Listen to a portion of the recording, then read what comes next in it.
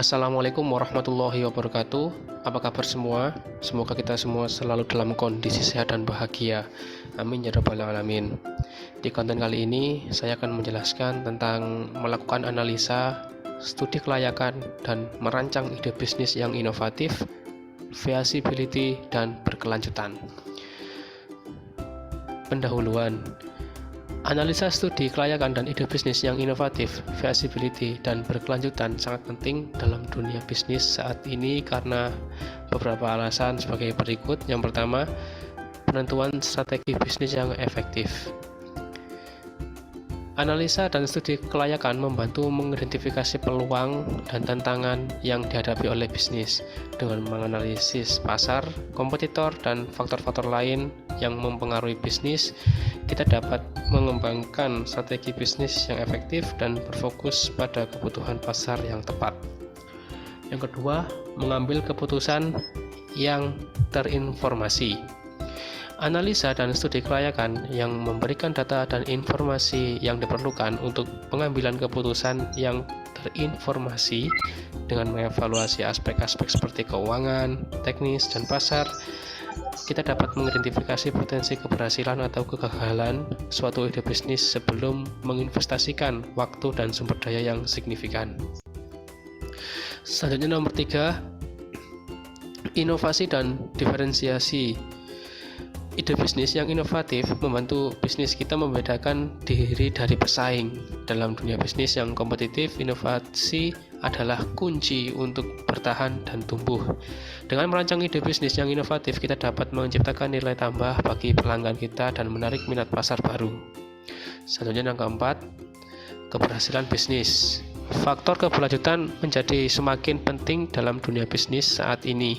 Konsumen dan pemangku kepentingan sangat memperhatikan dampak sosial dan lingkungan dari suatu bisnis. Dengan merancang ide bisnis yang berkelanjutan, kita dapat memastikan bahwa bisnis kita dapat beroperasi secara bertanggung jawab, meminimalkan dampak negatif terhadap lingkungan, dan memberikan manfaat sosial kepada masyarakat.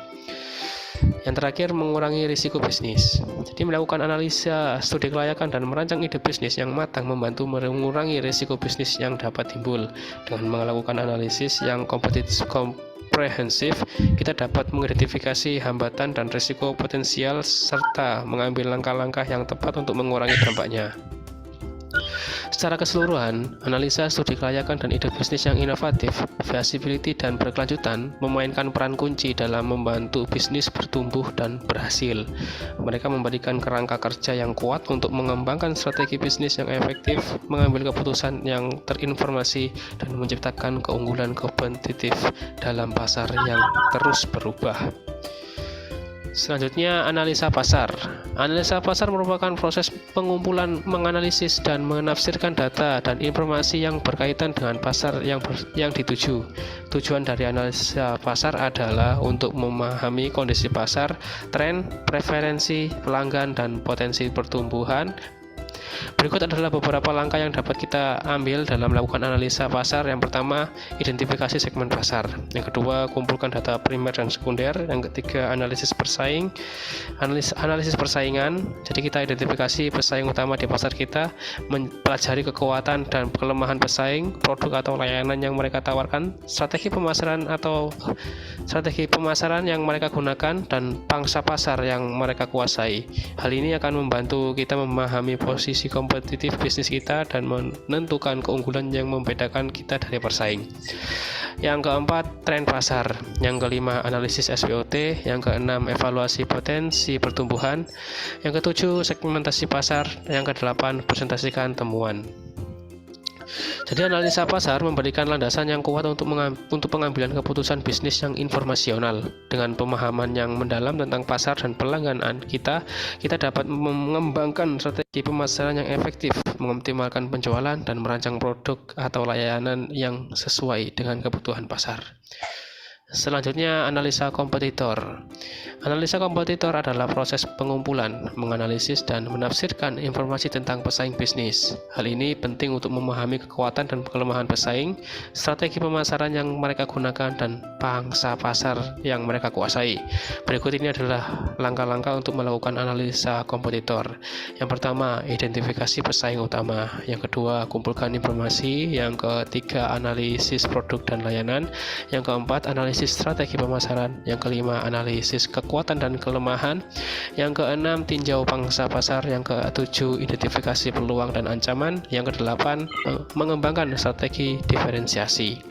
Jadi setelah melakukan analisa kompetitor, penting untuk menerapkan temuan dan wawasan tersebut ke dalam strategi bisnis kita. Kita gunakan informasi ini untuk memperbaiki posisi kita di pasar dan mengoptimalkan keunggulan kompetitif kita. Selanjutnya, studi kelayakan. Studi kelayakan berwirausaha adalah proses evaluasi menyeluruh terhadap aspek-aspek yang mempengaruhi kemungkinan sukses sebuah usaha baru. Tujuan dari studi kelayakan adalah untuk memastikan bahwa ide bisnis memiliki potensi yang memadai untuk berhasil secara finansial, operasional, dan strategis. Berikut adalah langkah-langkah yang dapat kita ikuti dalam melakukan studi kelayakan berwirausaha. Yang pertama, studi pasar. Yang kedua, studi teknis. Yang ketiga, studi keuangan. Yang keempat, studi manajemen dan organisasi. Yang ketujuh, studi legalitas dan regulasi. Yang keenam, evaluasi risiko. Yang ketujuh, penilaian kebutuhan dan kompetensi. Maksudnya berdasarkan hasil studi kelayakan, evaluasi kebutuhan dan potensi bisnis, pertimbangkan apakah bisnis kita memiliki keunggulan kompetitif, apakah ada pangsa pasar yang cukup besar, dan apakah keuntungan yang diharapkan layak untuk investasi yang diperlukan. Selanjutnya nomor 8, kesimpulan dan rencana tindak lanjut. Selanjutnya, studi kelayakan berwirausaha membantu mengidentifikasi peluang dan risiko bisnis kita. Ini memberikan landasan yang kuat untuk pengambilan keputusan dan membantu kita mempersiapkan diri dengan baik untuk memulai usaha baru yang berpotensi sukses. Selanjutnya, rencana bisnis. Rencana bisnis berwirausaha adalah dokumen yang merinci strategi dan langkah-langkah untuk memulai dan mengembangkan bisnis baru. Rencana ini membantu menjelaskan visi kita, mengidentifikasi peluang pasar, menentukan target pelanggan, mengembangkan strategi pemasaran, dan merancangkan keuangan bisnis. Berikut adalah elemen penting yang harus ada dalam rencana bisnis berwirausaha. Yang pertama, ringkasan eksekutif. Yang kedua, deskripsi bisnis. Yang ketiga, analisis pasar. Maksudnya deskripsi bisnis itu menjelaskan secara rinci tentang jenis bisnis yang akan dijalankan, pasar target, dan faktor-faktor unik yang membedakan bisnis kita dari pesaing. Jadi kita jelaskan juga bagaimana bisnis kita akan memenuhi kebutuhan pasar dan memberi nilai tambah kepada pelanggan. Yang ketiga, analisis pasar. Yang keempat, strategi pemasaran. Yang kelima, rencana operasional. Yang keenam, tim manajemen. Yang ketujuh, rencana keuangan. Yang kedelapan, evaluasi risiko. Jadi rencana bisnis berwirausaha membantu kita merancangkan dan mengorganisir langkah-langkah yang diperlukan untuk memulai dan mengembangkan bisnis baru. Hal ini juga dapat digunakan sebagai alat untuk mendapatkan dukungan finansial dari investor atau mitra bisnis.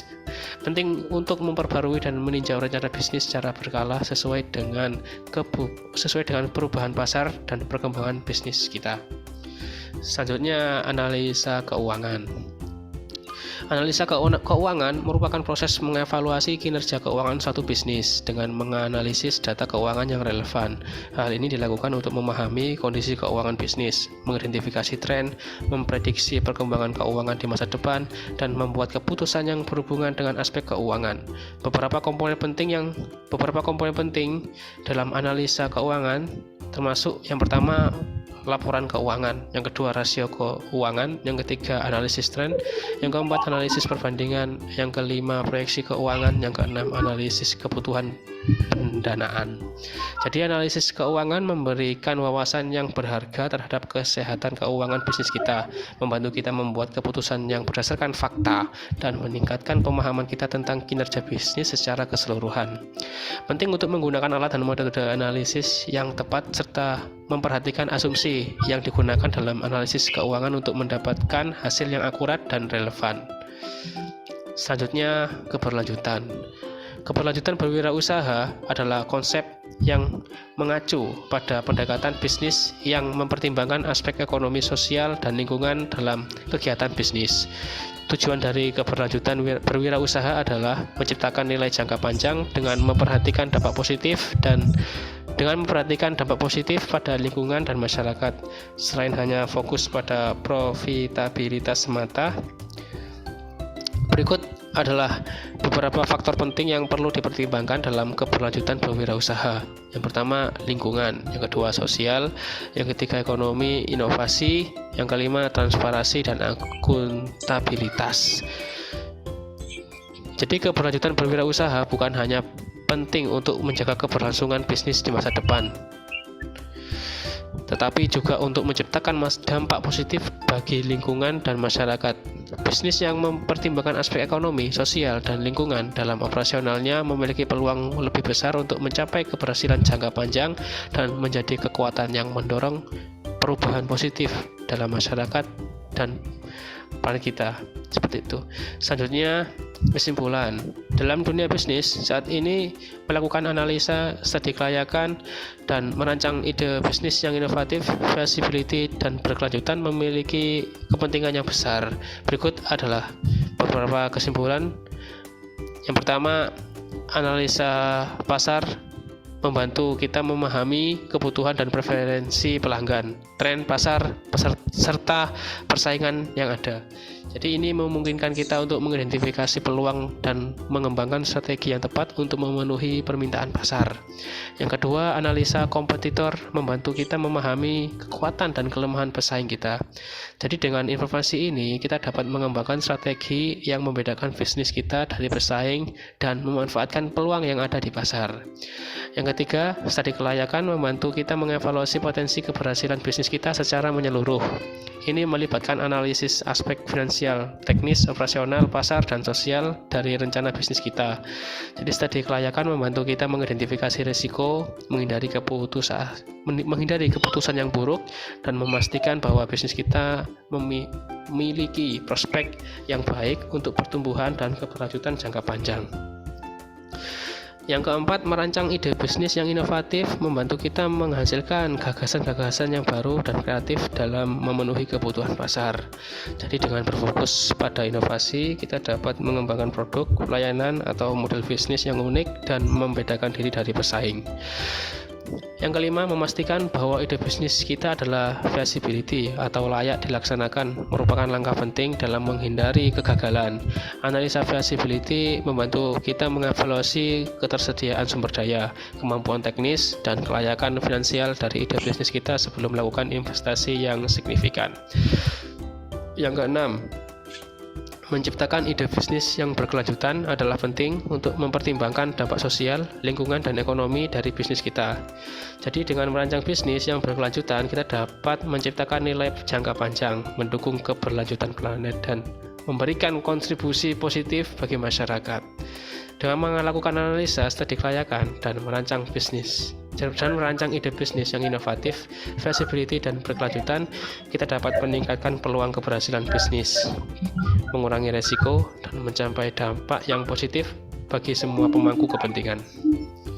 Sekian, terima kasih. Kurang lebihnya saya mohon maaf. Wassalamualaikum warahmatullahi wabarakatuh.